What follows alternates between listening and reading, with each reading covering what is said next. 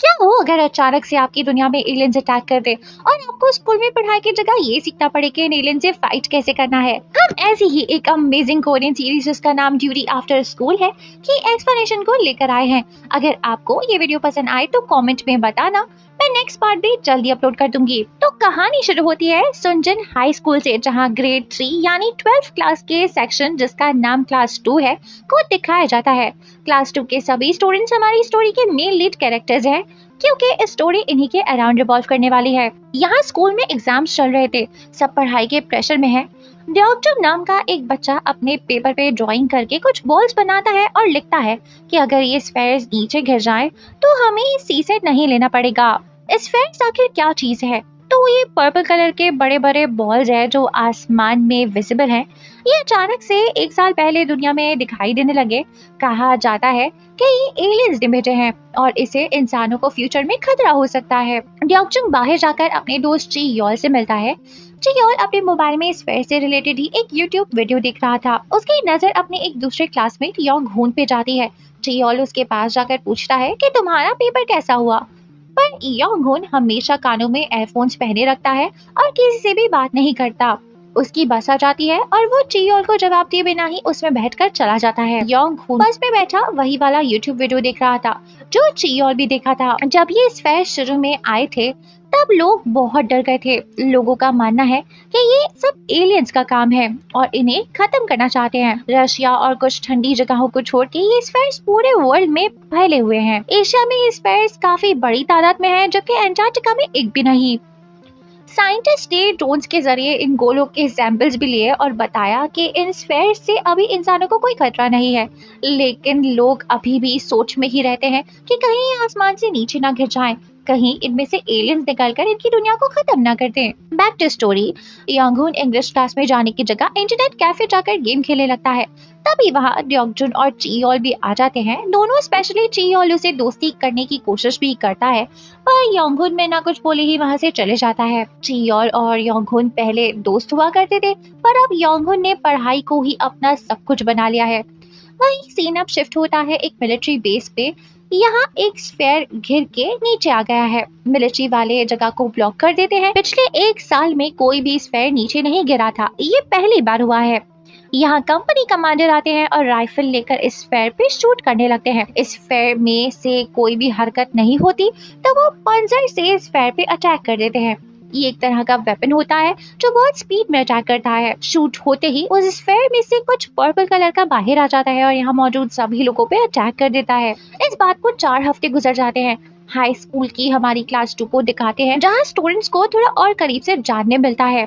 यही एक लड़का जिसका नाम तेमन है, वो थोड़ा अटेंशन सीकर है और उसे क्लास मॉनिटर यूजुन पसंद है। तेमन में से कभी कभी बहुत स्पेल आती है। इस क्लास की एक और स्टूडेंट है बोरा, जिसे वेबटून्स और आर्ट का शौक है। बोरा को एसोल नाम की एक लड़की बिल्कुल भी पसंद नहीं है। एक सीन होता है जिसमें एसोल बोरा को पोर्टेबल चार्जर देने आती है, बट बोरा उसे चार्जर लेकर कहती है कि हम दोस्त नहीं है, मुझे मेरा नाम लेकर मत पुकारो। सभी अब क्लास में आ जाते हैं। मिस पार्क जो कि क्लास 2 की क्लास टीचर है, अनाउंसमेंट करती है कि आज सभी को सितंबर का रिजल्ट बताया जाएगा। योंगहोन पूरी क्लास और स्कूल में फर्स्ट आया होता है। सेकंड योंगसू इसका नाम आया है, तो इसके बारे में बात भी कर लेते हैं। ये लड़का बहुत ही पढ़ाकू है और पॉइंट्स हासिल करने के लिए किसी भी तरह की मेहनत कर सकता है। थर्ड आती है क्लास मॉनिटर यू जंग, जबकि लास्ट आने वाले बच्चों के नाम थे इल्हा एंड वेरोक। ये दोनों दोस्त भी हैं। इल्हा को योंगहोन से प्रॉब्लम है क्योंकि शायद वो दूसरों से बात नहीं करता और फर्स्ट भी आता है। इल्हा अपना रिजल्ट लेकर वापस आते हुए योंगहोन के बैग को पैर से मार के दूर फेंक देता है। योंगहोन भी उसे घूरने लग जाता है, पर टीचर दोनों को शांत रहने बोलती है। यहाँ अनाउंसमेंट होता है कि सभी टीचर्स एडमिनिस्ट्रेशन ऑफिस में पहुंचे। मिस पार्क एडमिन ऑफिस चली जाती है। जब वो वापस आती है तो सभी बच्चों को बताती है कि आने वाले अर्ली कॉलेज एंट्रेंस एग्जाम को कैंसिल कर दिया गया है। बच्चे बहुत ज्यादा हैरान हो जाते हैं और तरह तरह के क्वेश्चंस करने लगते हैं। कुछ बच्चे सी सेट के बारे में भी पूछने लगते हैं कि उसका क्या होगा। मिस पार्क कहती है कि सी सेट अपने स्केड्यूल के मुताबिक ही कंडक्ट होगा। C SAT college scholastic ability test को बोलते हैं, जिससे ये पता चलता है कि बच्चा किस यूनिवर्सिटी में जा सकता है। ये एग्जाम कोरिया में हर थर्ड ग्रेडर के लिए इम्पोर्टेंट होता है। बच्चों के पास अभी भी बहुत सारे सवाल थे। मिस पार्क टीवी ओपन करती है जिस पर मिनिस्ट्री ऑफ डिफेंस की प्रेस कॉन्फ्रेंस आ रही थी। वो अनाउंस करते हैं कि स्फेयर्स वैसे तो नुकसानदेह नहीं, मगर कुछ भी होता है तो उसे बचने के लिए हम नेशनल मोबिलाइजेशन लॉ लगा रहे हैं, जिसमें एक्टिव ड्यूटी सोल्जर्स के साथ साथ सभी मेल और फीमेल जो 24 साल के हैं उन्हें मिलिट्री में एनलिस्टमेंट देना होगा। ना सिर्फ ये बल्कि थर्ड ग्रेड के स्टूडेंट्स को भी मिलिट्री एनलिस्टमेंट देनी होगी, पर उनके लिए चॉइस है। अगर थर्ड ग्रेडर्स मिलिट्री ट्रेनिंग को एक्सेप्ट करते हैं तो उन्हें सी सेट में एक्स्ट्रा क्रेडिट दिया जाएगा।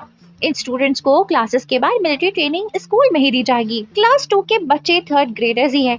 वो सब वापस से मिस पार्क से बहुत सारे सवाल करने लगते हैं। मिस पार्क कहती है कि उसे भी इन सब का अभी ही पता चला है, तो उनको भी इन सब के सवालों के जवाब नहीं आते। वो अभी सब बच्चों को मिलिट्री में एनलिस्टमेंट का एग्रीमेंट पेपर दे देती है, जो बच्चों को कल अपने पेरेंट्स से साइन करवा के लाना होगा। मिस पार्क के जाने के बाद इल्हा कॉल पे किसी से बात करते हुए योंगुन की डेस्क पे आके बैठ जाता है। योंगुन को चिढ़ हो रही थी। वो इल्हा को बोलता है कि अगर तुम्हारी बात हो गई हो तो मेरी डेस्क से हट जाओ। इल्हा उसे घूरने लगता है। योंगुन कहता है कि फोन जमा करवा दो, नहीं तो पॉइंट्स कट जाएंगे। इल्हा बोलता है कि क्या हो, अगर मैं तुम्हारी पिटाई करूं फिर कितने पॉइंट्स कटेंगे। ऐसा बोल के वो योंगुन का डेस्क ही नीचे गिरा देता है और इन दोनों स्टूडेंट्स के बीच फाइट होने लगती है। बाकी बॉयज थोड़ी देर बाद आकर फाइट को रोक देते हैं। स्कूल की छुट्टी हो जाती है। योंगुन अकेला बैठा था, जहाँ चियोल उसके पास आता है उसके लिए बैंडेज लेकर और दोबारा से बात करने की कोशिश करता है। वो कहता है कि हमारे क्लासमेट्स इतने बुरे भी नहीं है। फिर योंगुन से पूछता है कि क्या वो मिलिट्री ट्रेनिंग में आने वाला है या नहीं, जिस पर योंगुन कहता है कि साइन तो उसके पेरेंट्स को करना है, तो ये उनका डिसीजन है। कुछ मेन कैरेक्टर्स और उनकी फैमिली को भी दिखाते हैं, ये बताने के लिए कि फैमिली बॉन्ड कैसा है। सबके पेरेंट्स मिलिट्री एग्रीमेंट वाले पेपर्स पे साइन कर देते हैं। अगले दिन ये सारे बच्चे अपना सामान बांधकर स्कूल आ जाते हैं। यहाँ स्कूल में मिलिट्री ने ट्रेनिंग का सारा अरेंजमेंट कर लिया है। ट्रेनिंग के लिए एग्री करने वाले सारे बच्चे यहीं पर रहेंगे। तकरीबन सब आ चुके थे, लेकिन चियोल की नजरें नारा को ढूंढ रही थी। नारा नाम की ये लड़की इंग्लैंड से आई है और चियोल का क्रश है। नारा भी क्लास में एंटर होती है और चियोल खुश हो जाता है। वैसे चियोल का पूरा नाम है किम चियोल, जो कि किमची जैसा साउंड करता है, इसलिए काफी सारे बच्चे उसे मजाक से किमची बुलाते हैं। क्लास में मिस पार्क आती है ली छान के साथ। छान हु आर्मी में फर्स्ट क्लास 2 का प्लेटून लीडर भी है, जो ट्रेनिंग देगा। सुबह स्टूडेंट्स क्लास लिया करेंगे एंड आफ्टर स्कूल इनको मिलिट्री ट्रेनिंग दी जाएगी। अब छानू पूछता है कि क्लास मॉनिटर कौन है। यूटन फौरन खड़ी हो जाती है। छानू बोलता है कि आज से ये सीनियर ट्रेनी है, हमें एक ऐसा बच्चा भी चाहिए होगा जो रिकॉर्ड कीपर बने, मतलब उसे ट्रेनिंग की और बाकी बच्चों की वीडियोस बनानी होगी ताकि हम उनके पेरेंट्स को भेज सके। मिस पार्क इस काम के लिए योंगहुन का नाम देती है, पर योंगहुन मना कर देता है। वो कहता है कि मैं बस पढ़ाई करना चाहता हूँ, कोई और भी इस काम के लिए वॉलंटियर नहीं कर रहा था। तो छानू ये काम चियोल को दे देता है और फिर अनाउंस करता है कि चियोल और क्लास मॉनिटर को एक्स्ट्रा पॉइंट्स मिलेंगे। एट द एंड जिसको ज्यादा पॉइंट्स मिले उसे सी सेट के एक्स्ट्रा क्रेडिट्स मिलेंगे। बाकी वो बच्चे जो डिसिप्लिन में नहीं रहेंगे उनको डीमेरिट पॉइंट्स मिलेंगे। अब इन्हीं सभी स्टूडेंट्स को रूम्स दिए जाते हैं। सारी गर्ल्स एक रूम में और बॉयज एक रूम में रहेंगे। गर्ल्स तो अपना सारा सामान निकाल कर बैठ जाती है। वहाँ एक लेडी मिलिट्री ऑफिसर आके चिल्लाती है और बोलती है कि यहाँ स्ट्रेटनर्स, फाउंडेशन, लिपस्टिक जैसी एक्स्ट्रा चीजें अलाउ नहीं है। वहाँ पर सारे बॉयज भी मिलिट्री की तरफ से दी कैप्स और बाकी गैजेट्स से खेल रहे थे। वनबिन नाम का एक सोल्जर भी छानहू की टीम में ही है। इसे भी क्लास 2 के लिए ही असाइन करा हुआ है। वो यहाँ रूम में इन बॉयज को शांत करवाने की कोशिश करता है, बट कोई सुनता ही नहीं। तो यहाँ छानहू आकर सब पे चिल्लाकर कहता है कि 30 मिनट्स पे सब उसे बाहर ग्राउंड में चाहिए। ग्रेड 3 के सब बच्चे ग्राउंड में आ जाते हैं। सभी सेक्शंस को अपनी अपनी लाइंस में खड़ा होने बोला जाता है। इन्हें पर्सनल राइफल भी दी जाएगी। छानहू बोलता है कि जैसे भी राइफल मिले उसे लाउडली अपना नाम लेकर राइफल का नंबर बोलना होगा। सबको उनके वेपन्स मिल जाते हैं। लाइन में खड़े खड़े चियोल योंगहुन से पूछता है कि तुम चाहो तो अभी भी रिकॉर्ड कीपर की जिम्मेदारी ले सकते हो, मैं तुम्हें दे दूंगा, क्योंकि पॉइंट्स तुम्हारे लिए मैटर करते हैं, मुझे उनसे कोई फर्क नहीं पड़ता। लेकिन इल्हा बीच में आकर बोलता है कि जिम्मेदारी चियोल की है और उसे ही निभानी होगी। सब बच्चे थोड़ा ब्रेक लेते हैं और किसी से राइफल नहीं संभाली जा रही थी। कोई इन वेपन्स को पबजी से कंपेयर कर रहा था तो किसी को वो डर्टी लग रहा था। अब वहाँ पर छानहू आकर सब पे चिल्लाता है और उन्हें खड़ा होकर अपनी पोजीशंस लेने बोलता है। फिर समझाता है कि पर्सनल वेपन्स या तो सोल्जर की जान बचाते हैं या जंग में काम आते हैं। जब वॉर शुरू हो जाती है ना, तो आपको आपका फ्रेंड या कॉमरेड नहीं आता बचाने, बल्कि आपको अपने इस पर्सनल वेपन से खुद को बचाना होता है। छानहू अब सभी को राउंड्स लगाने कहता है।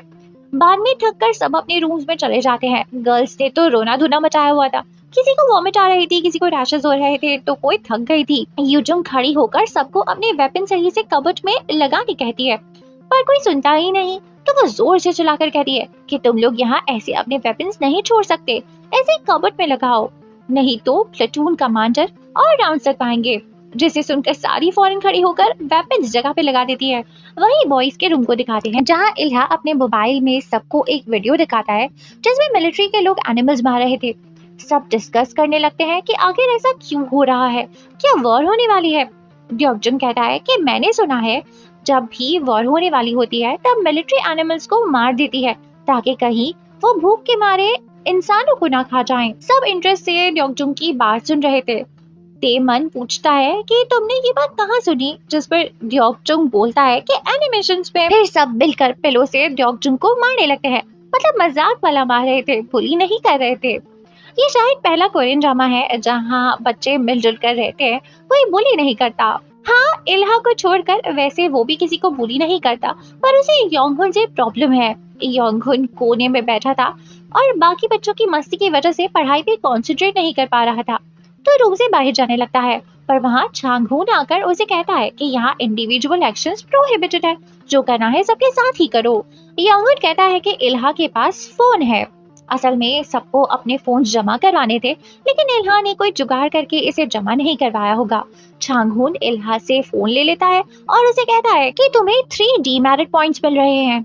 इल्हा को तो इन पॉइंट से वैसे भी कोई फर्क नहीं पड़ता, पर फोन चले जाने से पड़ता है, इसीलिए वो योंगहुन को बोलता है कि तू तो मुझे बाद में मिलना। योंगहुन कहता है कि मैं फ्री हूँ, जो करना है अभी करो। इल्हा को और भी गुस्सा आ जाता है और वो योंगहुन की पिटाई करने वाला था, लेकिन चांगहुन जोर से चिल्लाता है और इन दोनों को पनिशमेंट देता है। ये दोनों ग्राउंड में एक बड़े से भरे हुए बर्तन को उठाकर ले जा रहे थे, लेकिन योंगहुन से कहता है कि तुम ठीक से इसे उठा नहीं रहे हो, तभी कोई तुम्हारा दोस्त नहीं है। इल्हा कहना चाह रहा था कि तुम मदद नहीं करते तभी कोई तुम्हारा दोस्त नहीं बनता। योंगहुन उस बर्तन को छोड़कर आगे बढ़ जाता है। इल्हा जाकर उसे कॉलर से पकड़ लेता है और बोलता है कि तुम लूजर हो, एनोइंग हो।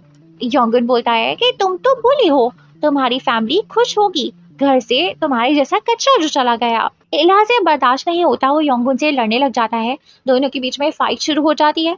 चियोल भी वहीं खड़ा था, इन दोनों को लड़ता देखकर यहाँ आ जाता है और जाकर इस फाइट को रोकने की कोशिश करता है। इतने में आसमान से एक स्फेयर आकर स्कूल बिल्डिंग के एक हिस्से को तोड़ता हुआ नीचे गिर जाता है। तीनों देखते ही रह जाते हैं। इल्हा बोलता है कि जरूर ये स्फेयर है, अगर योंगहुन की वजह से मेरा फोन नहीं गया होता तो मैं इसकी वीडियो बनाता और मेरे फॉलोअर्स बढ़ जाते। योंगहुन के पास भी इल्हा की हर बात का जवाब होता है। वो कहता है कि तुम बुली करते हुए वीडियो बना लेना, तभी भी तुम्हारे फॉलोअर्स बढ़ जाएंगे। इल्हा अगेन हाइपर हो जाता है और योंगहुन को नीचे गिरा देता है। योंगहुन उस स्फेयर से टकरा जाता है, फिर खड़ा होता है और इल्हा से बोलता है कि तुम्हें वैसे भी आता क्या है, जो तुम्हारी बात पे एग्री नहीं करता है तुम उसे मारते हो। जब वो ये बोल रहा था उसके पीछे बड़ा स्फेयर ओपन हो जाता है और उसमें से एक बड़ा सा मॉन्स्टर जैसा कुछ बाहर आ जाता है। उसकी बहुत सारी बड़ी बड़ी टेल्स थी जो योंगहुन को टाइटली पकड़ लेती है। इल्हा और चियोल भी डर जाते हैं एंड ये एपिसोड यहीं पे खत्म हो जाता है। अभी जाने नहीं है, एक और सीन भी है। ड्रामा खत्म हो जाता है, लेकिन याद है चियोल को सब बच्चों के लिए उनके मैसेजेस की वीडियो को रिकॉर्ड करके पेरेंट्स को भिजवाने का काम मिला था। जब वो योंगहुन की वीडियो रिकॉर्ड कर रहा था और उसे अपना मैसेज बताने को बोलता है, तो योंगहुन उल्टा चियोल से पूछता है कि क्या वो वाला साइबर कैफे याद है जहाँ जब हम छोटे थे तब जाकर पबजी खेला करते थे। चियोल बोलता है कि हाँ, लेकिन अचानक से तुम क्या बोल रहे हो। ये दोनों फिर वहाँ के रामेन को याद करने लगते हैं। चियोल भी उसे बात करके खुश होता है। योंगहुन चियोल से पूछता है कि क्या अभी भी तुम्हारे पास मेरी पबजी आईडी है, जिस पर चियोल कहता है कि हाँ। तो योंगहुन बोलता है कि हम सी सेट के बाद वहाँ दोबारा चलेंगे, और फिर योंगहुन कैमरा में देखकर एक स्माइल देता है। योंगहुन पहली बार पूरे एपिसोड में स्माइल करा था, और वो भी तब जब हमें पता है कि इस कैरेक्टर के बचने के चांसेस कम है। That's it guys, I hope आपको ये वीडियो पसंद आई हो, और ऐसा है तो इसको लाइक एंड शेयर कर देना। कमेंट करके भी जरूर बताना कि वीडियो कैसी लगी, तो मैं नेक्स्ट पार्ट की वीडियो भी अपलोड कर दूंगी। चैनल को सब्सक्राइब नहीं करा है तो वो भी कर सकते हैं। Good bye.